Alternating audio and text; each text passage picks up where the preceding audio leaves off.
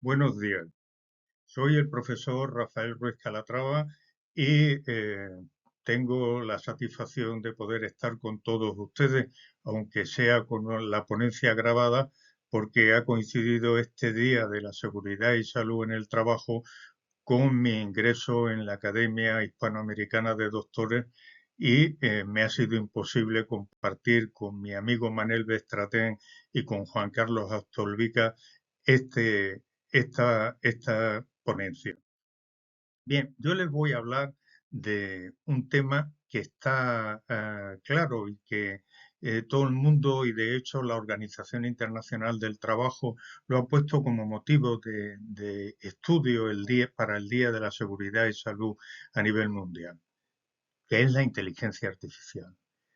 Y lo primero que tenemos que saber los humanos como personas, como gente que se desenvuelve en este mundo tecnológico, es por qué tenemos tanta facilidad para movernos dentro de él. Miren, de la naturaleza, el único ser que hay que tiene la capacidad de dejar de contemplar la naturaleza o de tener la acción dentro de la naturaleza, que son las dos fases que tienen todos los seres vivos dentro de la naturaleza, la contemplación y la acción. La contemplación cuando están viendo el entorno y la acción cuando deciden cazar, moverse, procrear. El único ser que tiene capacidad para abstraerse y crear en un mundo externo a la naturaleza, es decir, abstraerse del entorno y crear un espacio virtual, es este ser que hay aquí, el ser humano. Y aquí, en ese momento de abstracción, de salirse de la contemplación de la naturaleza, es capaz de crear, diseñar herramientas que luego le van a permitir esos momentos de acción. Y así, este ser débil que se mueve por esos campos dentro de donde había en esos momentos los grandes mamuts, los rinocerontes, los tigres sables, es capaz de diseñar unas herramientas y unos útiles que son capaces de permitirle la caza, permitirle la acción, crear el fuego, cocinar la comida. Todo eso son procesos de creación en un sitio abstracto, en eso que podríamos llamar en un espacio virtual. Pero no solamente hace eso en ese espacio virtual, en ese espacio virtual es capaz de crear y recrear lo que le ha ocurrido, es decir, crear su historia, la historia de su familia, la historia de su pueblo, la historia de su nación. Por eso, un filósofo español que yo les recomiendo que se lean, que es Ortega y Gasset, un filósofo del siglo pasado, del siglo XX, escribió un libro sobre la tecnología y decía que nos relacionamos con el mundo mediante la técnica, o mejor dicho, creamos mundos artificiales porque nuestro modo de ser en el mundo es lo artificial. Por eso tenemos tanta facilidad para ingresar en esos entornos virtuales, porque nuestra forma de interrelacionarnos con el mundo es un entorno virtual. Y eso nos lleva a pensar en qué consiste la inteligencia artificial. No les voy a marear con distintas definiciones que hay, todas muy válidas. Yo me voy a la más simple, que es la inteligencia de las máquinas, la capacidad que le da el ser humano mediante una serie de tecnologías para que un ente no vivo sea capaz de analizar y de dar resultados. ¿Y por qué es esto así? Pues porque el ser humano ha ido evolucionando desde esos primates originarios hasta la actual situación en la que estamos, que andamos más o menos por aquí. Bien, la inteligencia artificial ha tenido una serie de etapas, partiendo de 1936 hasta la actualidad. Tampoco voy a incidir en este tema porque me quedaría sin tiempo, pero sí en los efectos de la inteligencia artificial en el futuro, en que nos está generando un aumento de productividad y luego lo veremos en una serie de cuadros. Va a mejorar la calidad de vida de los trabajadores, cosa que ya es obvio. Muchas de las tareas que hacíamos que eran nocivas, insalubres y peligrosas ya hacen máquinas. y nos quita riesgo, es nos va a dar un mayor conocimiento de las situaciones de mercado, qué es lo que quiere comprar la gente, cómo quiere comprarlo, de nuestros gustos, de las situaciones meteorológicas, es decir, nos va a permitir conocer mejor el mundo también y por tanto nos va a permitir conocer los productos que vayamos creando y cómo se van a desenvolver en ese entorno.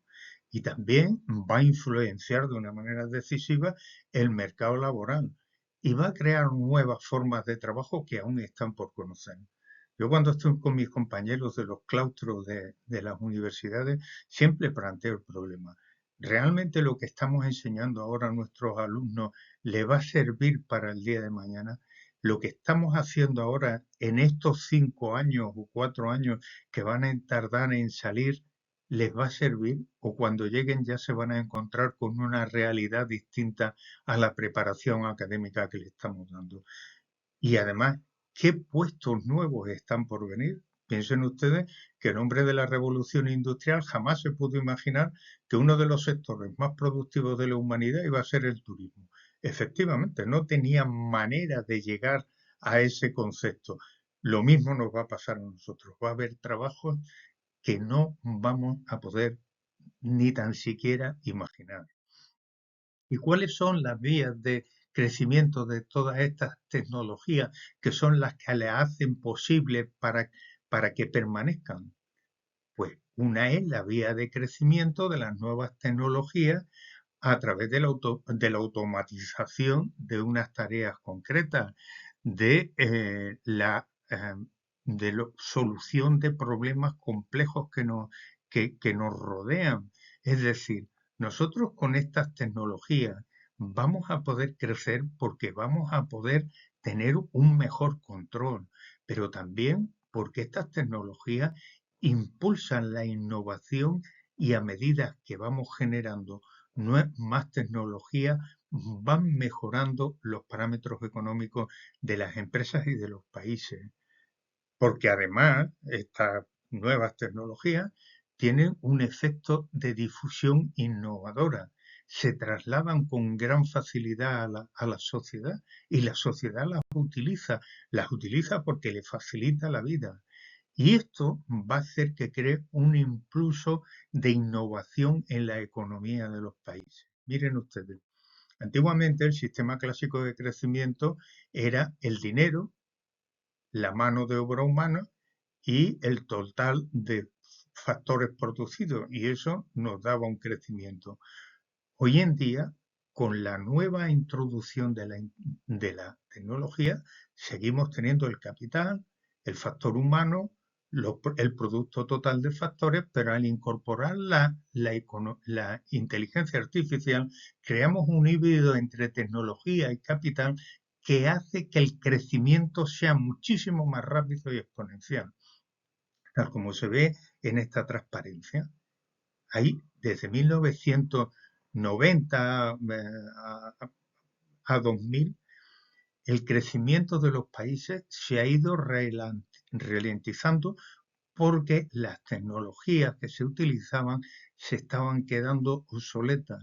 En el momento que utilizamos la inteligencia artificial y la introducimos en esos países, en esos mismos países que estaban frenándose en sus factores económicos, vemos que prácticamente duplican los productos interiores brutos, el producto total de factores, y se produce un crecimiento muchísimo mayor. Esto es lo que hace que se quede esta nueva tecnología, que la inteligencia artificial haya venido para quedarse. Pero además es que tiene una serie de ventajas y desventajas. Las ventajas, pues ya las ven ustedes aquí, optimiza los procesos, la probabilidad de error es prácticamente nula, aumenta la objetividad, mejora la experiencia, es decir, tiene muchísimas bondades, pero no tenemos que dejar de ver que como todas las cosas de la vida, tiene una cara y una cruz, y también tiene desventajas, que es la ausencia de emociones, el aumento y la ausencia, perdón, la ausencia de la creatividad, la exclusividad de uso o de un uso masivo por parte de las grandes empresas frente a las pymes, la sustitución de muchos empleos que van a generar un paro porque esos empleos va a ser generado por máquinas y van a tener un desempleo, y la transformación del empleo a largo plazo. Miren, bueno, a largo y a medio y a corto plazo. Miren, los trabajos más elementales son fácilmente susceptibles de realizar con nuevas tecnologías ya hoy en día. Y esas personas que están trabajando van a ser sustituidas por esas máquinas, pero piensen que el nivel cultural que tienen esas personas para reciclarlos y llevarlos a empleos más cualificados es prácticamente nulo, con lo cual nos va a crear un problema que tenemos que analizar con muchísima atención, porque tampoco se trata de dejar a una parte de la población desasistida. ¿Y qué otro tema tenemos? ¿No? Pues uno de los temas más importantes que tenemos delante de nuestras narices ya es la singularidad tecnológica, ese horizonte de transformación. ¿Y qué es la singularidad tecnológica? Es un escenario en el que dicen que es teórico, pero que ya es práctico, en el que el crecimiento tecnológico se vuelve incontrolable e irreversible, culminando en cambios profundos e imprescindibles para la civilización humana. ¿Y cuál va a ser el momento clave? El instante en que la inteligencia artificial sobrepase la inteligencia humana en todas sus capacidades. Pero ¿qué problema tenemos? El problema se lo he trazado aquí, que el ser humano tiene dos posibilidades: o define un proceso tecnológico y lo detiene, en cuyo caso estamos jugándonos la pervivencia de la especie humana.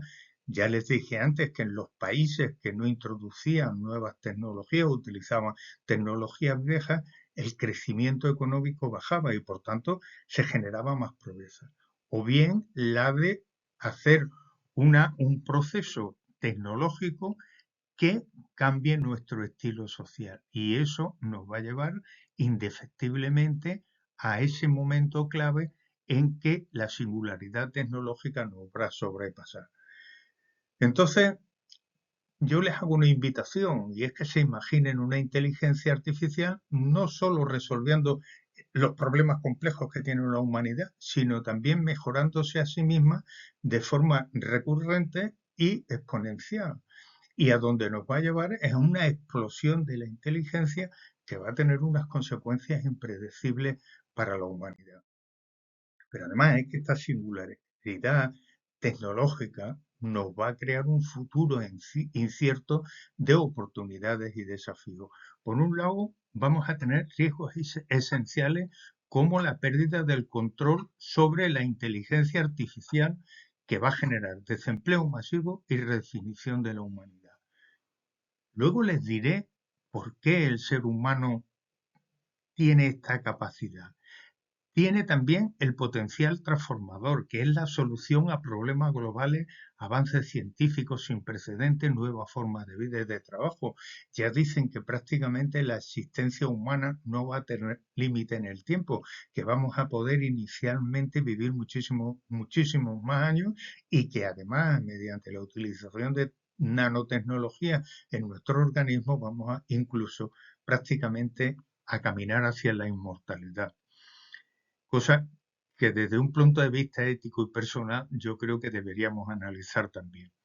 Y luego tiene unas consideraciones éticas y de seguridad, que es que tenemos que plantearnos la forma de que la investigación sea una investigación responsable, que tenga como foco el ser humano, pero para ayudarle, no para destrozarlo, para destruirlo. Tenemos que establecer marcos regulatorios y establecer un debate público que todavía no se ha hecho de forma seria, al menos en su faceta jurídica y política. Por tanto, la singularidad nos va a llevar no solamente a un tema conceptual, sino a un punto de inflexión en que va a tener profundas implicaciones sobre nuestro futuro y debemos considerar tanto el increíble potencial como los serios riesgos que está planteando las nuevas tecnologías. Y en este espacio de singularidad, piensen que aquí tenemos al Homo sapiens con unas características biológicas y mentales bastante desarrolladas y las capacidades tecnológicas. En el momento que unamos estas dos cosas, vamos a tener unas supercapacidades impresionantes de aprender, de planificar, de memorizar, de archivar datos, de reconocer estructuras. Es decir, vamos a tener prácticamente una capacidad ilimitada porque tendremos eso que denominamos la nube en nuestra cabeza y el sistema de proceso será automático, es decir, nuestros pensamientos se convertirán en respuestas. Pero yo me pregunto, ¿qué pasa con las capacidades emocionales? ¿El hombre seguirá o el ser humano seguirá teniendo esa capacidad emocional o las tecnologías nos deshumanizarán? Piensen ustedes en una cuestión que yo me planteo, que es la cuestión de la perspectiva, esto que se ve aquí, esta perspectiva. ¿Cómo nos van a ver a nosotros los superrobots inteligentes? ¿Nos van a ver como lo que somos ahora, el ser más inteligente de este mundo, que somos la cúspide de la inteligencia de todo lo que hay aquí? ¿O nos van a ver como este humilde escarabajo y nos van a pisotear? Porque ya no seremos la cúspide de la inteligencia en el planeta, la cúspide de la inteligencia será este mecanismo que tenemos aquí. Por tanto, esto nos debe inducir a una serie de reflexiones. Y grandes personas que están en el mundo tecnológico, en el mundo de la física, en el mundo de las telecomunicaciones, en el mundo científico, nos han venido advirtiendo y diciéndonos, como dice Hinton, que necesitamos controlarla antes de que sea demasiado inteligente. Y luego también nos dicen que ninguna tecnología conectada a Internet es inhackeable. Luego estamos expuestos a ataques de hackers que pretendan hacer daño o desviar la tecnología de un fin bueno y benéfico. Y por otro lado nos dicen que la inteligencia no biológica creada en este año será más de 1.000 millones más poderosa que toda la inteligencia humana. Bien, me quedo yo al final con la frase de Stephen Hawking, que la dijo hace ya casi 50 años, que la inteligencia artificial podía ser el mayor descubrimiento de la humanidad, pero también el último si no la manejábamos adecuadamente. Yo creo que estas frases nos tienen estos pensamientos de seres de mentes privilegiadas que han sido capaces de tener visiones más allá de lo que los seres humanos somos capaces de ver habitualmente en cuanto a la estructura del espacio, en cuanto a las teorías de la relatividad, del tiempo, de las dimensiones, tenemos que hacerles caso y protegernos. Y esto no es un comentario gratuito. Piensen ustedes que ahora mismo todos tenemos la posibilidad de que la inteligencia artificial nos clone prácticamente en 3 segundos, que hable igual que nosotros, que haga una imagen de nosotros tan parecida que sea imposible distinguirla de la real. Pero es que además se han dado casos como que un dron militar que que estaba controlado por inteligencia artificial, se revela y mata a su operador en un test de simulación. ¿Por qué? Porque el operador constantemente lo estaba desviando de su objetivo final, que era el bombardeo de una serie de instalaciones. Pero en el transcurso del vuelo le iba haciendo objetivos alternativos. El resultado final es que la inteligencia artificial hace dar la vuelta al dron, bombardea a su operador y se dirige luego a cumplir con la misión primigenia que tenía. Bueno, yo creo que estas cosas son lo suficientemente serias como para hacernos reflexionar.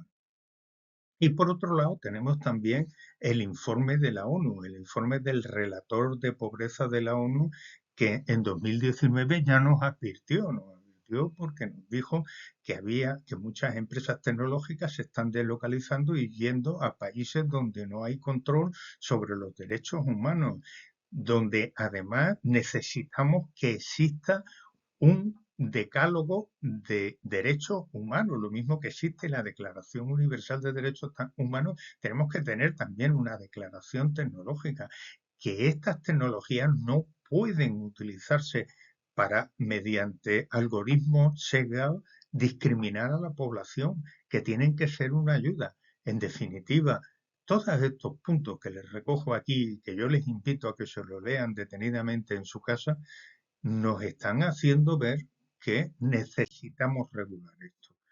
Y por eso la Unión Europea se ha erigido como líder del control de la inteligencia artificial.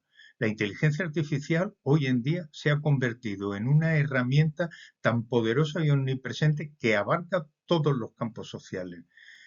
Desde los asistentes virtuales que tenemos en nuestros teléfonos hasta los sistemas de recomendación en plataformas de transmisión, los streaming, la inteligencia artificial viene demostrando su capacidad para mejorar nuestras vidas de muchas maneras. Pero también, y sin embargo, junto con su rápido avance, surgen preocupaciones sobre sus posibles repercusiones negativas. En este sentido, tenemos que ver también que la revolución de la inteligencia artificial se vuelve imperativa para salvaguardar nuestra sociedad y garantizar un futuro sostenible. Uno de los aspectos más importantes de la regulación de la inteligencia artificial es garantizar la transparencia y la responsabilidad en su desarrollo y uso. Tenemos que regular la recopilación y el uso de los datos, así como el diseño de los algoritmos utilizados por los sistemas de inteligencia artificial para prevenir sesgos y discriminaciones injustas. Además, la transparencia de la toma de decisiones permitirá una comprensión más clara de cómo se llegan a ciertas conclusiones, fomentando así la confianza y la aceptación pública de esta tecnología.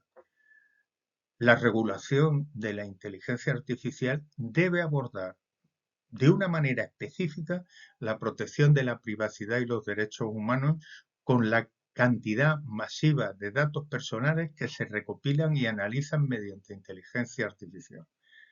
Y esto hace que exista un peligro real de las violaciones de la privacidad de las personas. Las leyes de regulación tienen que establecer límites claros, como hace la Unión Europea, cuando se puedan utilizar estos datos, así como establecer salvaguardas para proteger la información sensible, que además deben tener en cuenta los posibles impactos sociales y éticos de la inteligencia artificial, como puedan ser la pérdida de empleo y la discriminación algorítmica. Y se deben implementar medidas adecuadas para prevenir abusos. Por tanto, esta regulación va a jugar un papel fundamental en la promoción de la seguridad y la confianza en su implementación.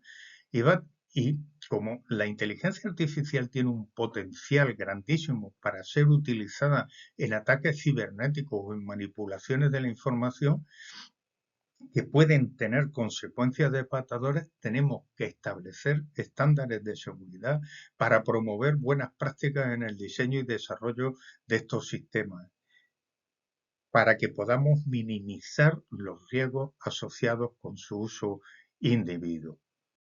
Bien, la Unión Europea y su Parlamento estableció que el uso de la inteligencia artificial en la Unión Europea está regulado desde el día 19 de junio por la inteligencia artificial, la primera ley integral sobre inteligencia artificial del mundo. Como parte estratégica digital, la Unión Europea quiere regular la inteligencia artificial de tal manera que garantice mejores condiciones de desarrollo y el uso de esta tecnología innovadora como parte beneficiosa para la sociedad, porque puede aportar muchos beneficios, como son una mejor asistencia sanitaria, operaciones hechas a distancia, transporte más seguro, unas comunicaciones muchísimo mejores, un entorno más limpio desde el punto de vista de la ecología, una fabricación más eficiente, una energía más barata y sostenible. Y así, en abril de 2021, la Comisión propuso el primer marco regulador de la Unión Europea para la inteligencia artificial, en el que proponía que los sistemas de inteligencia artificial que puedan utilizarse en las distintas aplicaciones se analicen y clasifiquen sin ningún riesgo para que no supongan ningún riesgo para sus usuarios. Los distintos niveles de peligro implicarán una mayor regulación, de tal manera que a mayor peligro, una regulación mucho más estricta.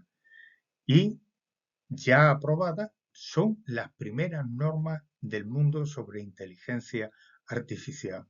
Por tanto, nuestro Parlamento, el Parlamento Europeo, lo que hizo fue establecer una línea en que pidió que todos estos procesos sean seguros, transparentes, trazables, no discriminatorios, respetuosos con el medio ambiente y que todos estos sistemas de inteligencia artificial sean supervisados por personas en lugar de mecanismos automatizados para evitar esos resultados perjudiciales. Por otro lado, tenemos que fue en diciembre del 2023, en vísperas del final de la presidencia española de la Unión Europea, cuando consiguió este acuerdo histórico en materia de inteligencia artificial, de tal manera que tiene un periodo de adaptación que termina en 2026 y en que todos los europeos tenemos que estar alegres y contentos porque tenemos la, la, la primera ley que se crea en el mundo y que sin lugar a dudas este marco normativo se extenderá a otros países como ya pasó con la ley de blanqueo de capitales. Miren, las normas de la Unión Europea hicieron que los riesgos se dividieran en inaceptables, en alto riesgo, en inteligencia alterna, generativa y en riesgo limitado. Vamos a ver cada uno de estos para que ustedes puedan eh, ver exactamente en qué consiste cada cosa de estas. Se lo voy a hacer muy brevemente. Los sistemas de inteligencia artificial de riesgo inaceptable son los que se consideran una amenaza para las personas y serán prohibidos e incluyen la manipulación cognitiva del comportamiento de personas o grupos vulnerables específicos, la puntuación social, es decir, clasificar a las personas en función de su comportamiento, estatus socioeconómico o características personales. Y por último, sistemas de identificación biométrica en tiempo real y a distancia, como el reconocimiento facial. ¿Qué ocurre? Que todo esto lo dejamos para, y hay excepciones para aquellos casos en que previa utilización de los sistemas policiales y de la correspondencia, de la correspondiente tutela judicial se puedan utilizar, pues, por ejemplo, para perseguir el delito, para perseguir el narcotráfico, para perseguir tantas y tantas cuestiones que pueden afectar negativamente también a la sociedad. ¿Cuándo van a ser de alto riesgo? Pues los sistemas de inteligencia que afecten negativamente a la seguridad y a los derechos fundamentales van a ser también de alto riesgo y los vamos a dividir en dos categorías.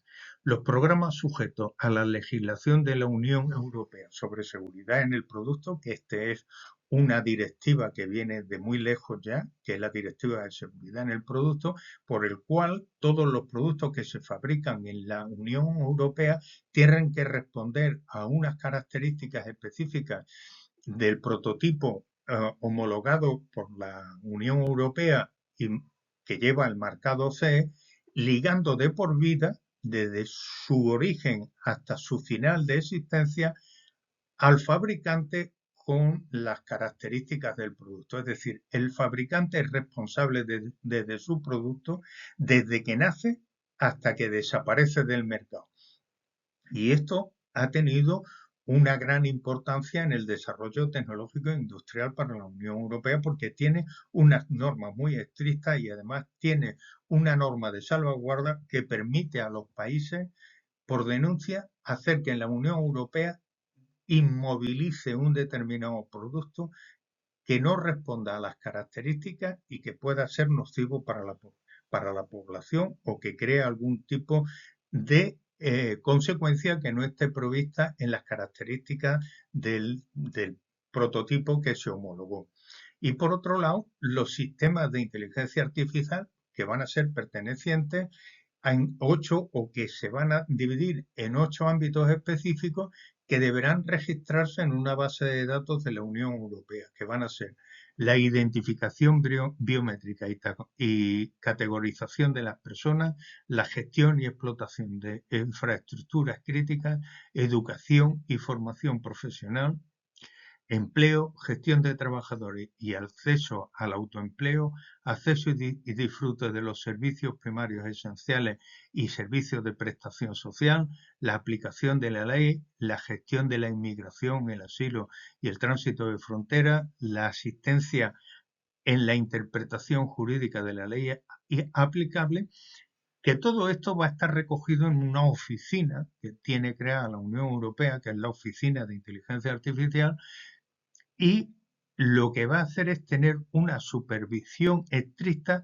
sobre esta inteligencia artificial de alto riesgo, haciendo que mediante la aplicación de la ley de seguridad en el producto, todos ellos sean evaluados antes de su comercialización y sean monitorizados a lo largo de su vida comercial. Bien, el otro aspecto que regula la ley de inteligencia artificial es la inteligencia artificial generativa, es decir, eso que conocemos como ChatGPT, que tiene otras múltiples aplicaciones. ¿Por qué? Porque tienen que cumplir requisitos de transparencia. Ahora mismo, quién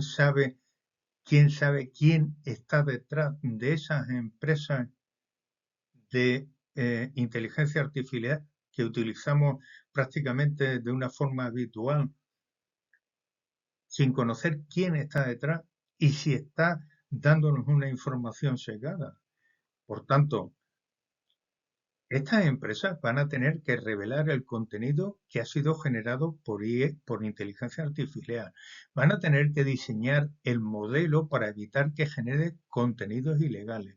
Y van a tener que publicar resúmenes de los datos protegidos de los derechos de autor y cómo han entrenado a esa inteligencia para llegar a esas conclusiones.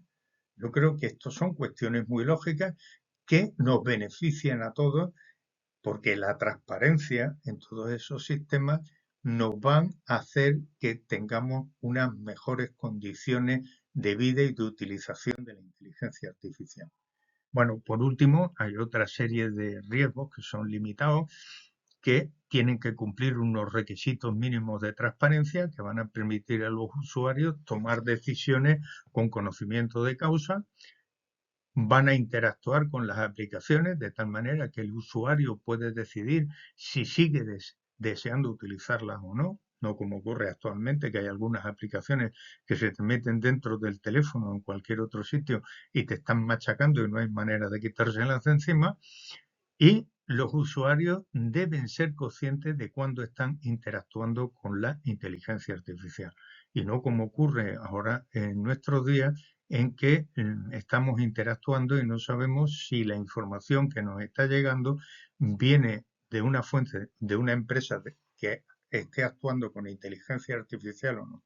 De tal manera que todo esto incluye que la inteligencia artificial que genere o manipule contenidos de imagen, audio, etcétera, deben estar y deben de ser transparentes para que los usuarios conozcamos lo que hay detrás.